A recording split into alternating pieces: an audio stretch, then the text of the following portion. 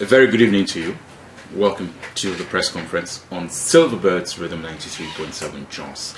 It's a beautiful day, and today's Tuesday is the 24th of February 2026, and we're excited to be with you. It's our daily show, Mondays through to Thursdays, 5 p.m. to 6 p.m. it is, and it's a show hosted by journalists, and we're here to really unpack some of the top stories in the news as we get behind the headlines to set the agenda, and of course provide some context to how some of the stories have been framed, or how the stories affect you and I as citizens of this great country. And that's what we're here to do. The intention of this show is to hold government accountable, of course also to urge them to be transparent, and to encourage them to be more disciplined in terms of spending, and of course the promises they've made to deliver good governance to the people. That's the essence of this show. Just in case it's your first time of tuning in, and of course you're listening and you do know that it's interactive, 30 minutes into the show we'll open up the lines to allow you have access to also let us in into what your thoughts are. Welcome to the show. My name is Samson Omale. It's good to be here as always, and Candido is also here. And I welcome you to the show. Good evening. Okay. How's your friend Wiki doing today? Has he been arrested? Yeah, very nice man, very generous. You can just dash your friends easily. I've never claimed he's my friend. Okay. You were claiming, but has he been arrested? Have you written? I asked you yesterday that I'm willing to convey. You said I should petition him, but you didn't Yes. write. You didn't say I should write that he should be arrested. Okay, well, where is the petition? I was supposed to use my discretion. You didn't say I must. No, I didn't say you must. I just appealed to you, since you were very passionate and very concerned that the man went around monitoring elections without, But my point remains that he affected the mood of that election. You don't know what happened. There are some people. Look, that lack of movement thing he imposed was he did it deliberately to make sure that some of the residents of Abuja were disenfranchised. Because some people needed to move from maybe Karu into Area 1 or Wuse or those such things, and they could not move. Yes, he disenfranchised a lot of people. And in fact, his going about that day was actually to ensure that the disenfranchisement was effective. To confirm that people were not actually moving. So people were disenfranchised in different locations because they could not get access, they could not move or get to where they were supposed to vote. Mr. Ode, you are further opening up and deepening these allegations on the Minister of the Federal Capital. I'm happy that today some of the opposition parties that participated in the election have come out to declare that they reject the outcome of the election. Some of them, like one of the councillors who contested on the PDP platform in Abuja Municipal Council, was it Ward 1 or what, has said she will contest the outcome of this election through the tribunal to the court, to wherever it will end. The point remains that as we are talking, or as comfortable as we feel about Wike's conduct or role in that election, I want to tell you that the election has been rejected by most of the opposition members, that it was seriously compromised and a lot of people were disenfranchised, that the outcome of that election does not resemble the aspiration of the residents of Abuja. Okay. Don't forget that I wish the kind of passion, even including you, the kind of passion you people are bringing towards really unpacking the issues surrounding the Abuja elections. We'll also take it to other local government elections in other states of the Federation, because this thing happens. Just say to other elections in Nigeria. No. Local government. This is local government, and then the kind of passion. The way you are making. What do you mean that this is local government? No, I'm saying that is where it matters most. I agree. What is the grassroots? Let me learn so that people will not misunderstand. I'm saying that these are local government elections that happened in Abuja. Let me explain myself. And then it happens in different places, but people never have this kind of they are not so interested in the outcome of those local government elections. See, as it happens, people are not always never interested. The mood of the people correctly. It's not that they are not interested. These are frustrated people who have become disillusioned with the system. They are not that they are not interested, they are disinterested people as a result of frustration, not uninterested. But these same people, Mr. Ode, you call them out to that place to come and take 10,000 naira and vote, they will come out. But you didn't test them. How do you prove it now? They will come out. Did you call them? Did you go there call them with money? They will come out. Well, I've seen vote by let the point be made. Look, what happened in that election should not happen again. Wike should call himself to order. He, one person, cannot be, above the laws of this land, of this country. Yes. So it shouldn't repeat itself. So almost 3 days after that election, I feel that it's a very hopeless thing that if the president even came out to congratulate him on the success of that same election, knowing that he was not an electoral officer at that election. Mr. Ode, let's close this. Let's close it. Let's close it. You close it, but I want you to know that you are closing an injustice. Yes. How? The same thing you repeated yesterday. I tried to appeal to your factual conscience. You refused. You dismissed it. And today again you are coming. Every single word you mentioned yesterday, and I'm careful now. Somebody called and said, "Let's not be whatever and all that." That one is not the call of that. See, is the nature of the issue that sets our tone here. Yes. You understand me? And you are still the matter. This matter is very contentious. It's very painful. The way what they did. This kind of brazen, executive arrogance that was displayed, they used it to frustrate people from going to vote. Okay. Well, close this discussion now. I'm not closing any injustice. So it's open. But if you want us to continue to talk about it in the rest of the program, I'm saying that let's close this chapter and move on to the next one now. Okay. So we should continue that I'm closing injustice. I don't think that's the first statement you just made, sir. It'll be as if I'm not interested and I'm trying to cover a discussion that I'm taking for over. Let's move away from an injustice to another issue.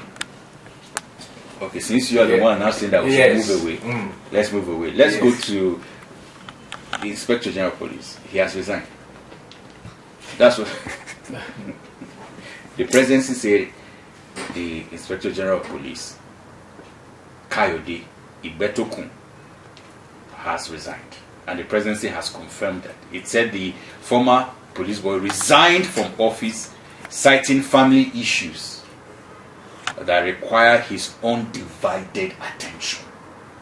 The special advisor to the president on information and strategy, Bayo Onanuga, disclosed this in a response to an inquiry by some newspaper saying the IGP resigned in a letter today, citing family issues which requires undivided attention again, right? However, a newspaper is confirming that Ibetokun was asked to step down during a meeting with President Bola Tinubu at the presidential villa Abuja on Monday evening. According to the sources that spoke to this newspaper, specifically the Punch, it said that in that meeting was asked to go, and a highly placed official in the presidency stated on condition of anonymity. I don't like to take this kind of stories and all of that, especially when it's had to do with sources and all that. Anyways, the IGP's official vehicle, a Toyota Land Cruiser with number plate MPF01, parking at the forecourt of the presidential villa, was sighted around 6:40 p.m. on Monday. Ibetokun, dressed in his black uniform without his cap, alighted from the vehicle and turned back to ask for his notepad from his aide, who briskly reached into the vehicle and handed it to him. The IGP arrived at approximately the same time governors were arriving for an interfaith breaking of fast with the president, raising initial uncertainty about the purpose of his visit. However, another source at the villa, Mr. Ode, confirmed that Ibetokun was specifically summoned that evening by the president, that he was called in and it wasn't a routine visit. Security officials who confided in this reporter from the Punch said that the IGP returned to the State House at about 8 p.m. as his vehicle was subjected to search by the DSS operatives at the villa. Ibetokun was appointed IGP on June 19, 2023, and has faced mounting criticism over the nation's deteriorating security situation. There has been several calls, on him, especially his friend that is not his friend, Moyele Shore, had called him an illegal IGP. I called him that he's not supposed to be there. He had carried out protests, even and all of that. But here we are today. the IGP is gone. The presidency said he resigned. Other sources said he was asked to go. Well, me, I tend to believe other sources. Okay. You are not believing the source of the president, what the president said. You are believing sources that you cannot really, hold on to and help. But this is the presidency issuing out a statement confirming that the man has family issues. Yes, given what the presidency is passing through, it's not likely to tell the truth. How? In this situation. This is a government with a lot of battles in its hand. They are fighting El-Rufai in court. Bandits are opening fire at their fire in the bush. People are being killed in different locations, including in PLATEAU State here. Yesterday, up to the tension that spilled into today. Today, Michael Zekome's case was curiously now, struck out. There are so many issues. So the battles that the government is facing, it doesn't want to continue on the trajectory of bad publicity to say it has sacked the former IG, whose tenure already expired. You understand me? Now, when you come to tell me that the president said that the former IG has resigned, his tenure has expired. What is the meaning of resigned again? He was not, as far as Nigeria is concerned, he was no longer in service. The president knew why he was keeping him. And then we are still telling us of resign when his tenure has expired. Like we just quoted his friend who called him an illegal IGP. Why can an illegal, you resign from what? You can only resign from a job that was legitimately held. But I think the new Police Act provides the fact that the presidency or the president can extend the tenure of the IGP once that. That is, look what I'm saying. But you see, at the end of the day, excuse sir, at the end of the day, the extension of his tenure has not brought any laudable dividends to the Nigerian nation. Yeah, but insecurity, we did not see any special expertise or professionalism he provided. Insecurity has been on the rise. As he is going, he's even departing on the eve or the day that many Nigerians were killed in different parts of the country. It's only sort of the fact. What I'm trying to say is that talking about the fact that I'm trying to tell you that provides that to emphasize this point that I agree with those several sources you quoted. That I'm saying I agree with them that he did not resign. He was asked to go. That because his extension did not bring any good results to the table. So he was asked to go. Okay. His going and coming out of the villa yesterday was I think that was the moment of the Last Supper. Thank God they said that there was breaking of fast, that kind of thing. So if he participated or he was part of it, that was his own Last Supper and he had to go. But the point is, the president should ask, now that he has appointed a new person, what is that going to bring, or how is that going to improve the security situation we have in the country? Every day things appear to be worsening. We'll take our example, our situation in PLATEAU State, that it is not yet well with us. There are other states too that are still living in fear. In Kwara State, things are not certain. Niger State is not certain. Zamfara, Katsina, and all those places. So, how is the coming of the new IG now improve the situation? How is he going to liaise with other security agencies to improve the situation? That is the question that the president will want to answer. We want to, at this point, because of the serious nature of the security challenge, de-emphasize the aspect of whether he was sacked or whatever. But the point should be, there is a new sheriff in town. How is that going to affect the tempo of things? Security-wise, that is. Okay. Yes. I agree with you. Yes, he's coming to. We have a new police commissioner who is just about 2 weeks or thereabout old, and then you are having old in the state here. We are having this kind of resurgence of crisis here. So I think the police commissioner here too should adjust. No, it's not only the police commissioner. You also have the I'm not finished. Okay. Operation Safe Haven, they changed. You said they changed their name. Yes. So you say Operation Peacemakers. How do we call them? It's Operation Enduring Peace. And now the peace is not enduring. So you see a wrong name on a wrong establishment. The peace is not enduring. That means their old assignment that justified the old name has not ended. That affair has not ended. So instead of them to keep staying and changing names, let them ensure that they achieve peace, restore the peace, and then let us see a Plateau community or a society in Plateau returning to the Plateau that it used to be. We don't need a steady peacekeeping operation. Let the people learn to live with themselves in peace, not to be supervised. And then we'll be changing name from self-serving to peace operation to peacekeeping and all those things. No. The results that have got, should be permanent. If it's the Lord that has done it, it should be permanent. But you are so much focusing on the police. That's why I wanted to. No, I was actually. I started. We started from the IG. So I wanted to exhaust the aspect of police before we come to the peacekeeping organization here. Thank God that you've just reminded me they have a new name. We are calling on them to change. That means that they have not achieved the peace. So if they ask me, part of the effort, let them revert to the old name so that it will remind them constantly of their mandate, of their responsibility, of their role in this state. Okay. Yes, the peace is not yet available. Okay.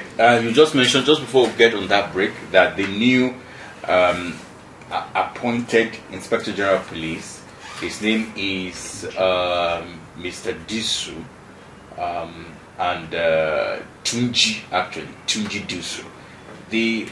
A bit of a concerning part for me is that he's an Assistant Inspector General of Police.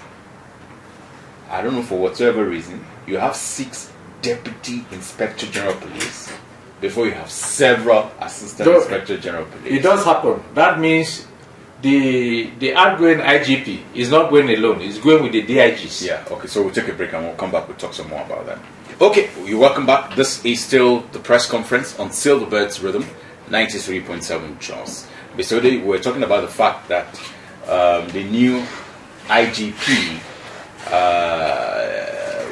once it's confirmed, will have to bring in his own set of men. But again, you have DIGs before you have AIGs.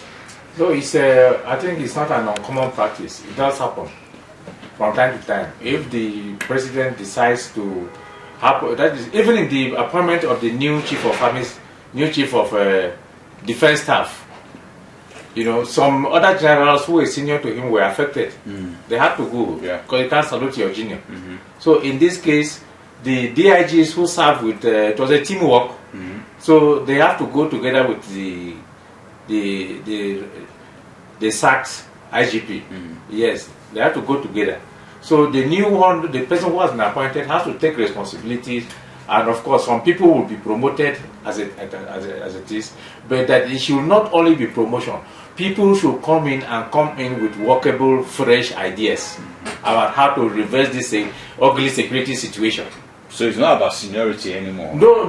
Now those DIGs have to go. It doesn't matter. This person, if he has reached the position of AIG, he knows what it means. He knows what is policing, in the modern society. So he should be able to provide what Nigeria needs to combat insecurity and bring peace to the land. Okay. And talking about peace in the land, it appears that some enemies of the land are hell-bent on giving us a bad name. I mean, just yesterday I just got excited. Earlier in the week, on Monday, I got excited that another airline is about to start operation in Jos. That's to tell you that these airlines will not consider, coming to Jos, for instance, if they don't think there's an opportunity to do business, and all of that. And then there's another major bank that's about to open, a fintech bank in Jos. And then you begin now to hear these stories of the city is tense, what we have not experienced in the last 5, almost 8, 9, 10 years. Within the city center, you hear of killings in the hinterland, in some of the local government and all of that, and then especially reprisals and all of that. These stories are not even clear. There are mass burials going on. You are hearing that this particular ethnic group was attacked. This particular group was also, did reprisals, and all of those. I felt very saddened. I was saddened and pained that, especially in Jos, where people are now beginning to tell you, watch where you're going out. don't go this place, don't go in just where we have not had those kind of issues before. And I think that people need to be responsible. I mean, religious leaders need to call their various items, Christian, Muslim, wherever they are, to be more circumspect in terms of their, and all of that. They were stabbing her here in some part of town yesterday. I had tried to investigate, to make all the calls, but again, so the kudos based on my investigation.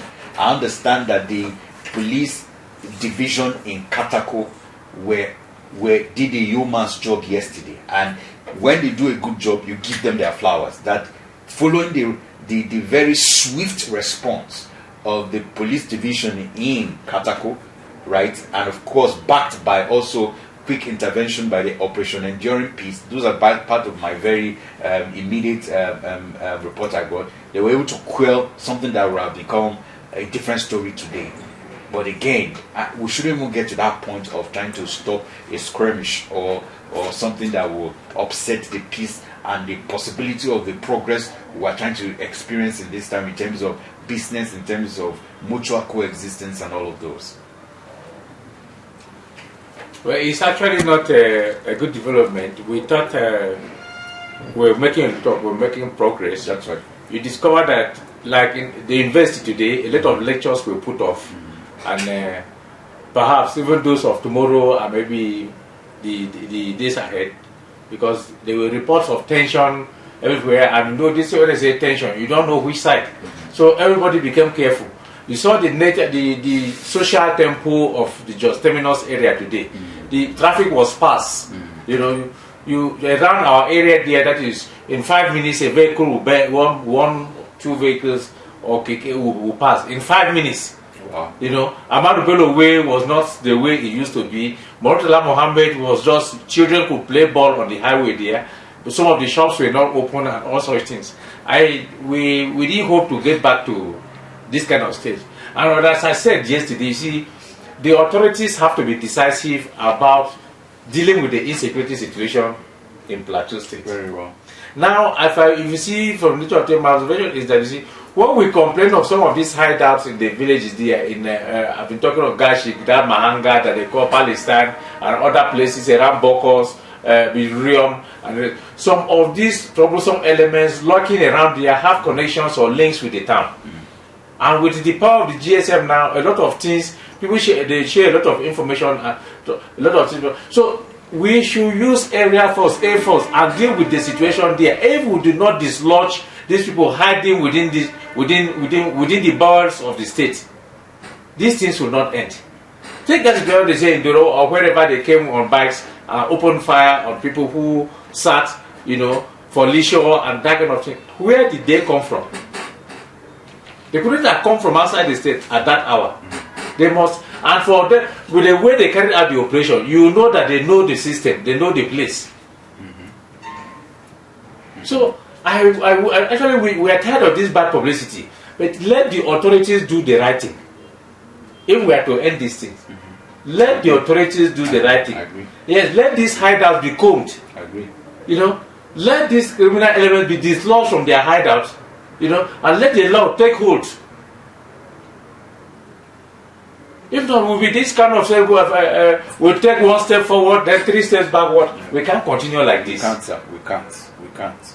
We can't continue like this. We are talking at a time that the Silverbirds Communications Limited has given the governor of the state the Best Governors Award. We are looking forward to the investiture of that award. And then you are now subjecting or plunging the state into this kind of bad negative mood.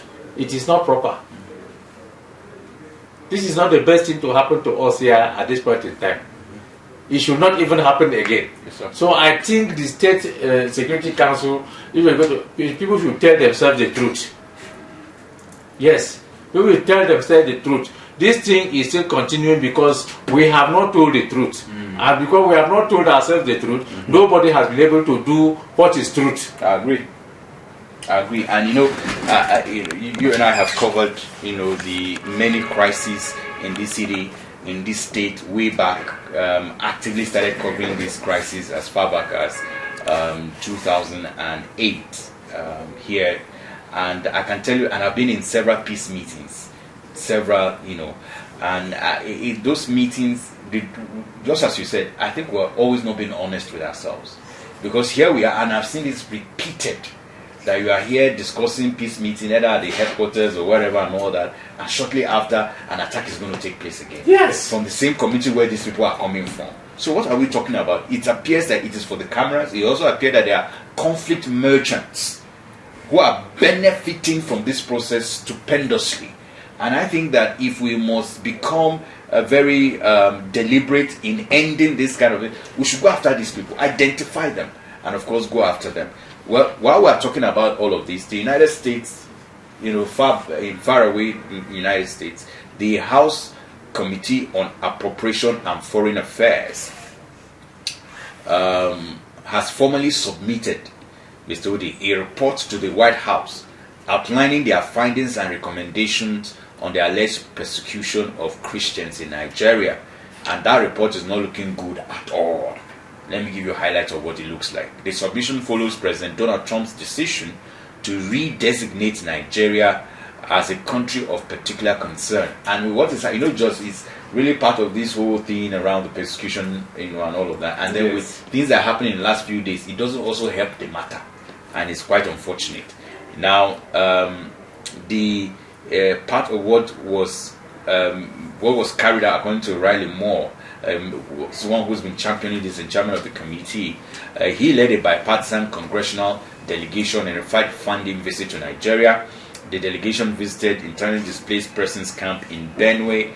They met with victims of terrorism and held discussions with the Nigerian government. Officials also led by the NSA, Nuhu Ribadu, visited the United States and all of that. Now, according to Moore, the report's conclusions were drawn from months of investigation, Mr. Ode, including interviews with expert witnesses, a hearing and roundtable session, 2 on-the-ground assessments conducted by bipartisan congressional delegations to Nigeria, consultations with religious leaders, meetings with internally displaced persons, and those collaborations with Trump administration and close collaborations with Trump administration. Now, so this result, according to him, is as a result of months of interactions and all of that. Now, I cannot read all the things that's going, but part of the recommendation is, hey, look, there will be visa ban on those who are perceived to be leading the persecution against Christians. There were also issues around, identifying areas that have been sacked, and government, according to them, by these terrorists and all of that, that those farmlands and settlements originally belonging to the indigenous people, and they have been sacked by these terrorists, the people was returned to their place. Those are part of the reports and recommendation to the White House. That particular one, sorry to cut you, it's just that we just said, government should be very deliberate and decided about fighting this insecurity. The anti-land grabbing law of Plateau State is in force. We are aware that there are several reports of several villages that have been under about 600 and something between Riombarik and Ladi and all those areas. And government has been talking about returning the natives from the IDPs to their ancestral lands. So they are only reinforcing, they are not setting the pace. It's just what they have done here is to get the home government, that is our own government here, to intensify efforts towards the implementation of anti-land grabbing and restoration of IDPs to their native lands. Wow. So, but what do you make of this report? There are several other recommendations. No, me, that is, I'm very, if they had consulted me, the recommendation would have been more than that. Yes. I would have offered them free consultancy. This recommendation should have been more than that, and even more stringent. You didn't let me know that they were shipping people to the US. A lot of people were going to the US. They were having meetings, roundtable. Professor Chris Kwaja was there. Benila was there. The governor was there. You have told me now. I would have included your name in that mission so that they can consult you properly. You see, you mismanaged the process. You didn't inform me. You didn't inform me that you mismanaged it. Since you had the opportunity to have influenced the list, and not to worry, not to worry. I have no business with any of those. Not to worry. We can always review the conditions. Yes, we can make suggestions that can lead to a review of what we have in that place now. But I support whatever sanctions they are going to place, especially that visa ban aspect. Okay. We'll take a break now from this. I'm just getting some notices here, breaking news that Mr. P2B was involved in some kind of incident in Edo State today, and we're trying to reach our correspondent because, again, you know, some kind of incident like what? That's why I want to call Edo live. You know, handshake is an incident. Really? Yes. How? If somebody, president like P2B, stop suddenly in the street in Benin and have a handshake with somebody roasting corn or whatever, yeah, it's an incident. Okay. So we want you to be specific. No, I can't be specific here now. I can't be specific now. But the point is that just let the listener know that he was involved in some kind of incident in Edo State today. If we're able to get our correspondent, which we are trying to track him now, we will speak to him, and then of course we'll just get some bit of. Well, I hope this incident is not one that is, you know, the way you are withholding the nature of the incident. Yes. I hope it does not touch on violence. It does not touch on any you are trying to use your investigative restriction or you are using your yes of remember we have treated an issue like this from Edo State interview here on this press conference. Yes. When somebody Okpebelo yes said he cannot guarantee the safety of P2B. You're very right. In Edo. Yeah. And then we are where we are today. Yes. Talking of an incident. Yes. You know, you're right on that. The hour does not grow in the night, and then in the morning the child dies. Yes, I just want to just get across to Edo, and then maybe let's hear from those on ground. But again, there are already newspaper reports that there were security threats on his life. At least that we can now come out to say, because it's in the papers now, and this is just a developing story that the presidential candidate of the then Labour, who was in the Labour Party, Mr. P2B, was involved in an incident. Thugs reportedly attacked his vehicle. I'm seeing pictures right now as I'm speaking to you, and a particular newspaper is saying it was an assassination attempt. That's what a newspaper is reporting right now, that P2B escapes assassination attempt in Edo State. That's very serious. So, but I just needed I like to get live reports from our correspondent, because again, Silverbird has a widespread. We have a station, we have a radio and a TV station in Benin. Yeah, and I'm just trying to reach out to them. Now you can understand. Yeah. When I was telling you earlier, that you see, this government has enough wars, enough bad publicity in its hands. So it stylishly changed the sack of the former IGP. They are misinforming us that he actually retired out of say, family pressures. The same family that has been there clapping for him when his tenure was extended. Now, we are talking of a government that has not been very successful in managing insecurity. And then we are having an assassination attempt on a high-profile person, like a former presidential candidate, who is also a presidential hopeful. You understand me? So you can see the troubles of this government are very many, and it appears to me the government is having more troubles than the resource persons, than the creativity, than the energy to manage the same crisis. Yes, it doesn't have the people, you know, with the energy, with the creativity to manage its public image as it is. And I don't think this kind of desperation should be expressed on our way just a few months. So we are talking of the time 11 months going by the Electoral Act. We are less than a year now from the elections. You understand? We should not be talking of in terms of this. We should be talking in terms of innovations.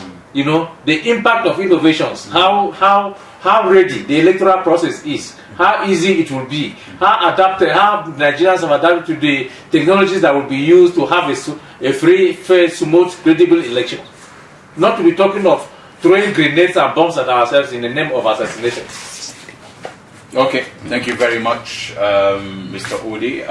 We will just pause there. And thank you very much. I just got some messages coming in from Mr. Dogo. He says some of the DIGs are mates with the new IG, and they were promoted to DIG when there were openings in their zones, and that he can retain them if he wants. Some of the DIGs hung the AIG for about a year, for about a year and all that. So this current, DIG, or rather, the parents IG actually should have been a DIG going by this, comments, because they were promoted because they were openings in their zone. So we'll wait to see how that goes. So 080-6464-1536. All right, but again, you mentioned something. I really didn't want us to talk about this. That's why I wanted to just get some live report from Edo State, and but the fact that again, when politicians make certain comments and things now happen, it's not in the best interest of such people, and no less a person than a governor, when at a point in time, and as you rightly said, that couldn't guarantee the life and property of certain Nigerians, no matter who the person is. And even when it becomes a politically exposed person, you need to also be very careful as to what you say around the person, and then you're seeing this kind of thing happening. I mean, it's something that calls for restraints on the part of people who make such kind of comments. So 080-6464-1536. Again, it's my determined effort to get to Benin this evening. I hope that we'll be able to get through, and once we do, we will, of course, get the first-hand information from our correspondent there. Hello, good evening. Welcome to the show. Hello, sir. Good evening. Good evening. How are you, sir? God bless you. Good evening, sir. Go ahead with your comment, sir. What's your name, sir? Okay, sir. The constant rumbling of a tongue at the sky is a sign of rainfall. Many things are going on wrong, but Nigerians are still comfortable. People are started 1950 something in Western election. And before 9 before after 10 years, the boys, the soldiers struck the 1966, first the time in Nigeria killed a fellow Nigerian, and today. So what I'm saying is that if the government knows what to do, they should suspend about Borakot Express, forget about Bada Express, forget about Coastal Lagos, and settle Nigeria. Nigeria, they are mainly this killing. You know the issue is that we said the right day. When someone wanted to go to the APC, we are not going to so yet. We are taking it to center, protection, money, road, one guy job. What can we say to do? So which means our political permutation is wrong. So like Obey was saying, I'm not happy about the election of the opposition party are not proactive. They are too quiet. Like what happened in the Abuja election the other day, yesterday also, would have been halted. But all of them are too quiet. So what I'm saying is that if you don't make use of your brain, another person will make it for you. And Nigeria should sit up and say, APC, is not election, it's not democracy. Okay, look at Abuja who have retired. At the end, after retirement, people went to court. But people start on that. Okay, democracy. Okay, so sir. Is it the reason we are practicing a monarchy? Somebody appoint this, somebody appoint that, and they go to appoint somebody who are complicated. Thank you very much, Comrade. We appreciate your thoughts this evening. A lot of people want to get across on the show. Thank you very much for your comments. We appreciate that. Hello, good evening. Hello, good evening, sir. Yeah, how are you, sir? My name is Akada. I'm calling from Kanki. Okay, Akada from Kanki. Go ahead, please. Yes, honestly, I want to talk about what happened in Benin today. You know, this shows a chasm of the opposition party in Nigeria. You, as a governor, cannot say you will not guarantee the safety of a public figure who was once a presidential candidate of a political party. Then something's wrong somewhere. He is not in charge of security. Why is he retaining security votes? In billions of naira. Okay. Let's tell ourselves the truth. This is a pure crackdown for opposition political parties. And I'm sure this will not end on well. Because by the time you continue to crack down on opposition parties, like cracking down on Aerofile a couple of days ago, There are people who have stolen from the coffers of this government. Yet, because they belong to the party government, their sins are forgiven. Okay. Thank you very much. Honestly, thank you. All right, thank you so much. So much to talk about, so much to reflect on. Hello, good evening. Welcome to the show. Hello, good evening, sir. Yes, good evening. This is Benedict calling from Florida. Okay, Benedict. Yes, Benedict from Florida. Well, on the issue of insecurity, especially on the PLATEAU as it's affecting us today, it is a failure of the government. Like your very first caller was mentioned that we are promised connecting to the center. Please, if I want to ask a question, what is the benefit of connecting to the center when the people are not secured? What's the benefit of building upon that route when they know people to actually fly this route? What is the benefit of being in the political structure at the center of it? And whereas Nigerians, the plastic people cannot sleep with their eyes closed. I think APC has a lot of questions to answer Nigeria. But it's unfortunate, we don't have a position, we don't have very good position in this country. The position that's supposed to come out and stand at this particular time and ask questions of what is really happening. And is this actually democracy? People are not protected for 25 years and counting.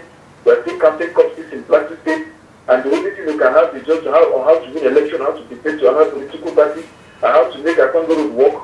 I think we are not really enjoying. We are not in democracy. We are not in democracy under the APC government. I want to particularly say that. And I think APC actually, I don't know, they are really to governors solution to win election. Okay. Well, it's unfortunate. Thank you. Thank you very much. We'll take our last call on the show, and then we'll be done. Hello, good evening. Welcome to the show. Hello, good evening, Samson. Yeah, good evening, sir. My name is Mike. I'm calling you from Nepal. You have just 30 seconds, sir. Yes, sir. So I want to comment on something that is happening in this country. You see, if you check the budget performance of this government, the budget performance is very poor. For instance, maybe 1 trillion will be allocated to an MTA, but at the end of the day, maybe just 200 billion will be released, and nobody is talking about it because everybody is afraid of the man in the center.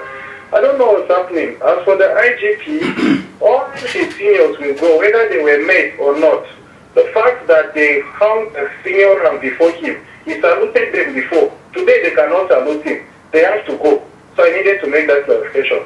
Thank you. All right, thank you very much. And that does it for today's edition of the press conference. We will definitely be back here tomorrow, God willing, with another exciting edition of the program. Until then, have yourself a very good evening and bye-bye from us.